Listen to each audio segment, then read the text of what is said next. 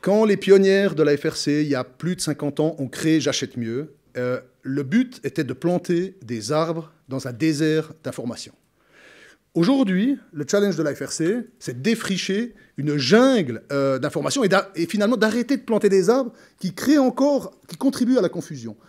La crise de l'expertise, ça peut tous nous toucher, et je pense justement dans les organismes publics, parapublics, qui sont habitués à avoir une position d'expert, d'autorité dans leur domaine. Je pense que ça, c'est un changement absolument fondamental. Pourquoi aujourd'hui, on a plus confiance dans la note donnée par un internaute texan que dans un expert ou une institution? Je trouve que notre période est marquée par un relativisme absolument radical et profond.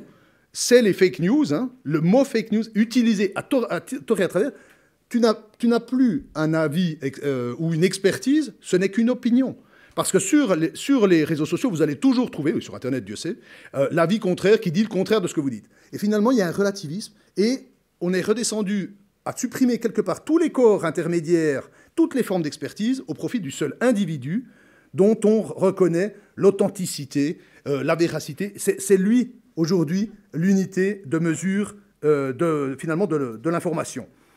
À mon avis, c'est extrêmement délicat pour nous, par exemple, qui étions justement constitués pour former une voix, pour parler au nom des consommateurs. Eh bien, aujourd'hui, finalement, on n'a plus confiance que dans l'individu. Comment, comme association, sortir du seul modèle de la qualité de membre ? Parce que, regardez, enfin, je pense que, comme tout bon Suisse, vous devez être membre de quelques associations. La difficulté aujourd'hui, c'est de trouver de la stabilité des membres de comité, pour prendre l'image. Et puis, si vous commencez à chercher un caissier et un secrétaire, alors là, vous voyez tout de suite le problème.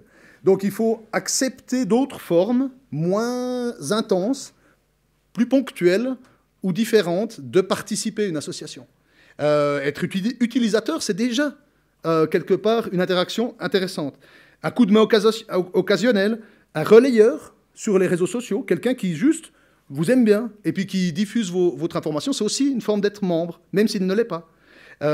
Et c'est vrai qu'on doit accepter aussi ce côté très instable, finalement, de la nouvelle génération, qui vient à un coup et puis qui repart. Et puis on a longtemps gémi sur cette chose-là. Maintenant, on l'a intégré, mais ça demande un encadrement plutôt puissant. Et donc, on doit changer de métier. On doit arrêter quelque part de faire. On doit aider les membres à faire. Parce que souvent, c'est ce qu'ils recherchent dans une organisation. Et un des challenges, c'était d'accepter de ne plus recevoir d'argent pour faire nous-mêmes, mais de recevoir directement l'activité ou directement la compétence. On a parlé de la logique wiki tout à l'heure. C'est assez violent, parce que nous-mêmes, nous considérant comme experts, tout à coup, on laisse faire à l'autre, à notre membre, à un individu, on lui dit vas-y, si tu sais le faire, fais-le toi, plutôt qu'on le fasse nous. Et de lui offrir finalement une plateforme, un soutien. C'est un changement dont on sous-estime souvent l'importance.